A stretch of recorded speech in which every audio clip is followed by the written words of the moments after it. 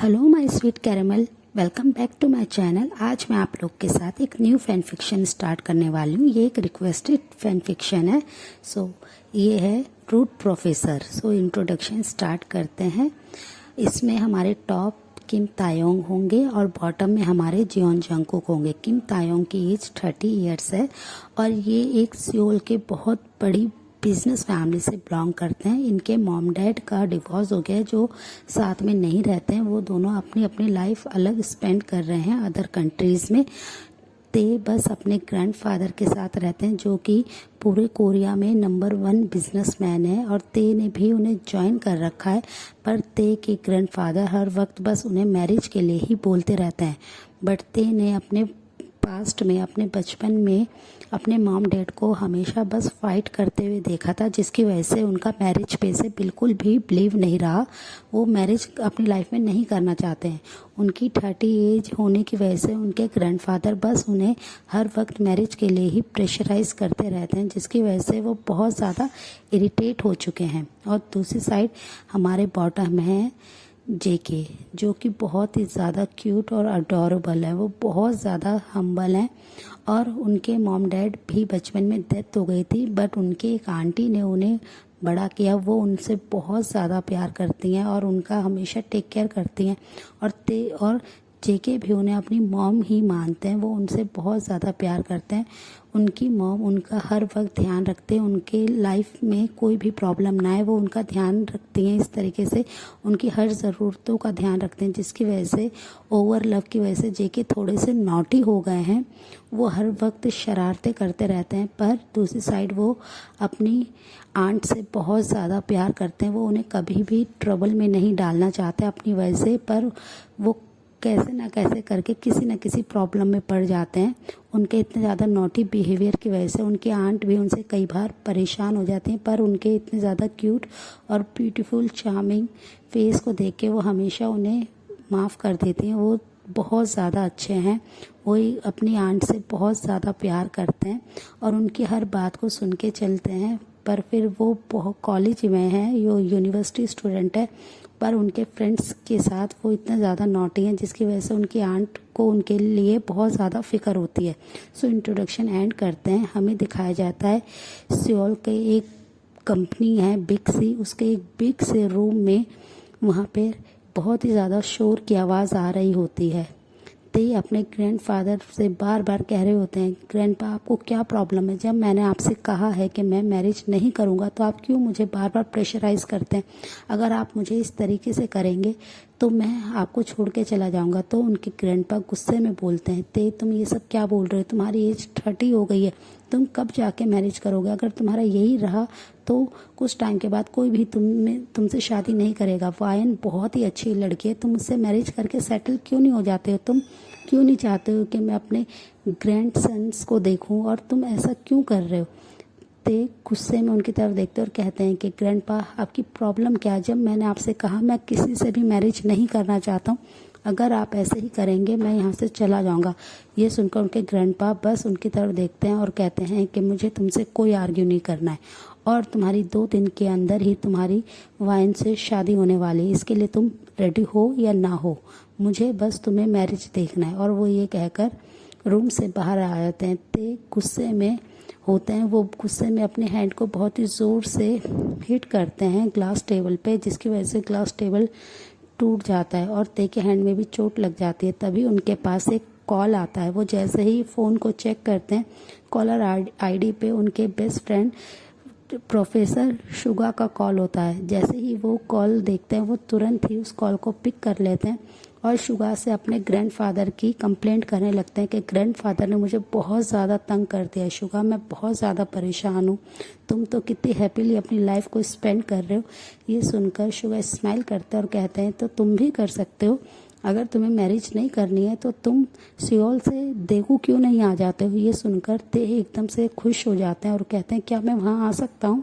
पर मैं नहीं चाहता हूँ किसी को भी मेरे बारे में पता चले कि मैं किम इंटरप्राइजेस का सीईओ हूँ। तो ये सुनकर शुगा स्माइल करते हैं और कहते हैं कि ठीक है, तुम मेरे कॉलेज में मैथ टीचर बन जाना, प्रोफेसर बन जाना और तुम वहाँ पे अपनी आईडी को रिवील मत करना, तुम हाइड होके एक प्रोफेसर की जॉब कर सकते हो। ये सुनते ही ते बहुत ज़्यादा खुश हो जाते हैं और कहते हैं कि मैं कल ही तुम्हारे पास आ रहा हूँ। अगर मैं यहाँ पे रहा तो 2 दिन के अंदर ग्रैंडपा मेरी ज़रूर उस वाइन से शादी करा देंगे। और तुम तो जानते हो ना कि मैं किसी से भी मैरिज करने में इंटरेस्टेड नहीं हूँ, मुझे कोई भी इंसान में इंटरेस्ट नहीं है। मैं क्यों शादी करूं जब मैंने शुरू से अपने मॉम डैड को सिर्फ फाइट करते हुए देखा है। ये सुनते ही शुगा उनसे कहते हैं प्लीज़ काम डाउन ते, इतना मत सोचो, तुम अपने पास्ट के बारे में अब मत सोचो, तुम यहाँ आ सकते हो। और वो ये कहकर फ़ोन को कट कर देते हैं। ते बहुत ज़्यादा खुश हो जाते हैं। वो जल्दी से अपनी सेक्रेटरी को अंदर बुलाते हैं जो कि लीसा होती है। वो उनसे कहते हैं कि जल्दी से एक फ़्लाइट टिकट बुक करो देगू के लिए। तो वो पूछते हैं सर आप कहीं जा रहे हैं। तो वो लीसा को फिंगर से चुप रहने का इशारा करते और कहते हैं कि बस फ़्लाइट टिकट जल्दी से बुक करो। और वो ये कहकर उन्हें बाहर जाने के लिए कहते हैं। लीसा उन्हें ग्रीट करके वहाँ से चली जाती हैं। थोड़ी देर बाद ते के मोबाइल पे नोटिफिकेशन आता है कि उनकी फ़्लाइट टिकट बुक हो गई है। टिकट के बारे में देखते ही ते के फेस पे एक स्माइल आती है। वो किसी की तरफ नहीं देखते, वो जल्दी से अपनी कंपनी से बाहर आते हैं और एक प्राइवेट टैक्सी लेके वो जल्दी से एयरपोर्ट के लिए निकल जाते हैं। वो कोई भी सामान अपने साथ नहीं लेते हैं, वो जल्दी से फ़्लाइट में बैठ जाते हैं और वो फिंगर क्रॉस करे हुए होते हैं कि बस उनके गार्ड्स और उनके ग्रैंडपा को इस बारे में ना पता चल जाए, वो जल्दी से यहाँ से चले जाएं। और वो बस यही सोच रहे होते हैं। थोड़ी देर बाद ही फ़्लाइट टेक ऑफ कर लेती है और ते अपनी मंजिल पे देगू पहुंच जाते हैं। वो जैसे ही देगू आते हैं वो देखते हैं कि शुगा उनके लिए वेट कर रहे हैं। शुगा को देखते ही ते बहुत ज़्यादा हैप्पी हो जाते हैं। वो काफ़ी ज़्यादा खुश होते हैं और कहते हैं कि ते तुम फाइनली आ गए, तुम अब चलो। तो ते भी उन्हें स्माइल करते और कहते हैं कि फाइनली मैं उस घर से, उस प्रॉब्लम से जल्दी फ्री हो गया, मैं वहाँ नहीं रह सकता था शुगा। और वो ये कहकर स्माइल करते हैं। शुगा उन्हें अपने साथ अपने घर ले आते हैं। ते उनके साथ बहुत ज़्यादा कंफर्टेबल होते हैं। तो शुगा उनसे कहते हैं कि डोंट वरी ते, मैं तुम्हें कल लेके चलूँगा यूनिवर्सिटी और मैंने प्रिंसिपल से बात करी है, वो जल्दी ही तुम्हें प्रोफेसर की जॉब दे देंगे, तो तुम्हें फ़िक्र करने की कोई ज़रूरत नहीं। ये सुनकर ते स्माइल करते हैं और कहते हैं थैंक यू शुगा, और पर किसी को भी मेरे बारे में कुछ नहीं पता चलना चाहिए। तो ये सुनकर वो स्माइल करते और कहते हैं कि ये चीज़ किसी को भी रिवील नहीं होगी और तुम भी अपनी आइडेंटिटी को हाइड रखना। और ये कहकर वो दोनों अपने डिनर को करने लगते हैं। नेक्स्ट डे मॉर्निंग में ते प्रिंसिपल से मिलते हैं तो वो उन्हें प्रोफेसर की जॉब दे देते हैं और इस जॉब से ते बहुत ज़्यादा खुश होते हैं। वो मैथ के प्रोफेसर होते हैं। और दूसरी साइड जेके अपने बास्केटबॉल ग्राउंड में होते हैं। वो बास्केटबॉल टीम के कैप्टन हैं, उन्हें बास्केटबॉल खेलना बहुत ज़्यादा पसंद है। वो अपने क्लासेस को स्किप करके बस बास्केटबॉल के लिए चले जाते हैं। वो बहुत ज़्यादा हैप्पी होते हैं जब भी वो बास्केटबॉल खेलते हैं। तभी वहाँ पे भागते हुए उनका फ्रेंड काय आता है और उनसे कहता है कुकी तुम्हें पता है न्यू मैथ प्रोफेसर आए हैं जो कि बहुत ज़्यादा हैंडसम है, सारे कॉलेज उनके लिए क्रेजी हो रहा है, हर जगह सिर्फ उनके बारे में बात हो रही है, तुमने देखा क्या उन्हें।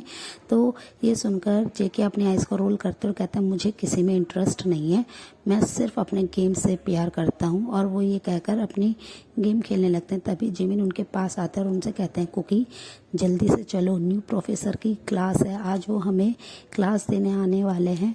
मैं बहुत ज़्यादा एक्साइटेड हूँ उनके लिए, पर सुनने में आए वो बहुत ज़्यादा रूड है, वो किसी से ज़्यादा बात नहीं करते और किसी की तरफ नहीं देखते हैं। ये सुनते ही जेके उनकी तरफ देखते हैं और कहते हैं तो क्या हुआ, वो अगर इतने रूड है तो तुम्हें उनकी तरफ क्यों ध्यान देना है, तुम्हें तो बस अपने शुगा प्रोफेसर की तरफ ध्यान देना चाहिए। जिमिन ये गलत बात है। और वो ये कहकर थोड़ा सा टीज करने लगते हैं।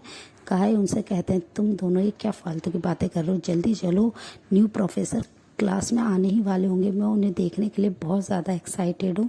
ये सुनकर जेके उनसे कहते हैं कि सब लोग इतना क्रेजी क्यों हो रहे हैं, ऐसा क्या है उसमें, नॉर्मल सा ही तो मैन होगा, तुम लोग इतना ज़्यादा क्यों क्रेजी हो रहे हो। तभी जिमिन और काय उनकी तरफ देखते और कहते हैं कि तुमने अभी उन्हें देखा नहीं है ना, इसलिए तुम ऐसी बातें कर रहे हो, वो कितने ज़्यादा डैशिंग है, हैंडसम है, वो उनकी कितनी हॉट बॉडी है, तुम ये सब नहीं समझ सकते कुकी। तो कुकी उनकी तरफ देखते तो क्या हो गया। तो काय उनसे कहते हैं ठीक है तुम्हारे लिए एक टास्क है, तुम टास्क करते हो ना, तुम हर चीज़ को कहते हो कि मेरे लिए बहुत इजी है, अगर तुम इस चीज़ को करके दिखाओगे तो हम तुम्हें मान जाएंगे कि तुम बहुत ही ज़्यादा ग्रेट हो और तुम्हारे कैंटीन का जितना भी बिल होगा वो मैं पे करूँगा। तो ये सुनते ही उन जेके के फेस पे स्माइल आ जाता है और कहते हैं ठीक है बताओ क्या टास्क है। तभी जिमिन उन काय के कान में कुछ कहते हैं और वो दोनों स्माइल करने लगते हैं और फिर वो जेके से कहते हैं तुम्हें अभी प्रोफेसर ते के पास जाना होगा, मैथ प्रोफेसर के पास, और उनके लिप्स पे तुम्हें किस करना होगा। ये सुनते ही जेके बस उनकी तरफ देखते हैं और उनसे कहते हैं जिमिना ये क्या फालतू की बात है, मैं ऐसा नहीं कर सकता हूँ। तभी काय और जिमिन हंसने लगते हैं, वो दोनों एक दूसरे को हाई फाई करते हैं और कहते हैं तुम कितने बड़े लूज़र हो, तुम अभी तो बहुत बड़ी बड़ी बातें कर रहे थे कि वो एक नॉर्मल मैन ही तो है, तुम भी उनके कोल्ड बिहेवियर से रूडनेस से डर गए हो क्या, तुम नहीं चाहते हो, अगर तुम हार मान रहे हो तो तुम एक्सेप्ट कर लो। पर जिमिन की ये बात सुनकर जेके गुस्से में उनकी तरफ देखते हैं और कहते हैं जस्ट वेट एंड वॉच, मैं जल्द ही उस प्रोफेसर को किस करके आऊँगा और मैं किसी से नहीं डरता हूँ। और वो ये कहते हुए वहाँ से जाने लगते हैं। काय और जिमिन भी उनके पीछे पीछे जाने लगते हैं। वो जाके देखते हैं कि प्रोफेसर अपने रूम में बैठे हुए हैं। पहले कुकी थोड़े से नर्वस हो रहे होते हैं, वो बहुत ज़्यादा डर रहे होते हैं कि वो फर्स्ट टाइम एक प्रोफेसर को किस करने वाले हैं, पर वो ऐसा कैसे कर सकते हैं। तभी जिमिन और काय उनकी तरफ आ रहे होते हैं और उन्हें कहते हैं क्यों, तुम्हें क्या अब डर लग रहा है, तुम प्रोफेसर के कैबिन में क्यों नहीं जा रहे हो। ये सुनते ही जेके अपने थोड़ी सी रूड वॉइस में कहते हैं कि मैं नहीं डरता हूँ, और वो कैबिन के अंदर जाते हैं। तभी विंडो के पास काय और जिमिन आ जाते हैं। वो बस विंडो से ही देख रहे होते हैं कि कुकी अब क्या करेंगे। तभी जैसे ही वो अंदर एंटर करते हैं तो ते कुछ बुक को रीड कर रहे थे। वो जल्दी से अपने फेस को ऊपर की तरफ उठाते हैं और देखते हैं कि सामने एक बहुत ही स्वीट सा 17 ईयर का बॉय खड़ा हुआ है और वो बस उनकी तरफ ही देख रहा है। कुछ सेकंड के लिए जेके बस ते के हैंडसम फेस को ही देखते रह जाते हैं। वो बस अपनी जगह पे ही फ्रीज हो जाते हैं और वो अपनी बिग टू आइज से उनकी तरफ ही देख रहे होते हैं। और ते अपने आईब्रो को रेज करके उनकी तरफ बहुत ही एंग्रीली देख रहे होते हैं कि विदाउट नॉक, विदाउट उनकी परमिशन कोई उनके कैबिन में कैसे आ सकता है। वो बस उनसे क्वेश्चन करते हैं, हे तुम यहाँ पे क्या कर रहे हो, तुम्हें कुछ चाहिए, तुम्हें कुछ काम है। पर जेके कुछ नहीं कह पा रहे होते हैं। वो बस साइलेंट खड़े होते हैं अपनी जगह पे और बस उन्हें ही देख रहे होते हैं। ते अपनी चेयर से खड़े होते हैं और उनकी तरफ बढ़ने लगते हैं। जेके थोड़ा सा डीप ब्रेथ लेते हैं और वो अपने इनर चिक को अपने टंग से पोक करते हुए बस ते की तरफ देख रहे होते हैं। उनके ऐसे रिएक्शन को देख के ते थोड़े से कंफ्यूज होते हैं और वो उनके पास आके उनसे बोलते हैं, हे तुम कौन हो और तुम यहाँ पे क्या कर रहे हो, तुम्हें क्या काम है, तुम्हें कुछ कहना है तो तुम कहो वरना यहाँ से जाओ, मेरा टाइम वेस्ट मत करो। उनकी ऐसी रूट वॉइस सुन के जेके अपने सेंस में आते हैं। सो फ्रेंड, इस पार्ट को हम यहीं एंड करते हैं। मिलते हैं आपसे नेक्स्ट पार्ट में। तब तक आप मेरे वीडियो को लाइक शेयर कीजिए, मेरे चैनल को सब्सक्राइब कीजिए। Bye friend.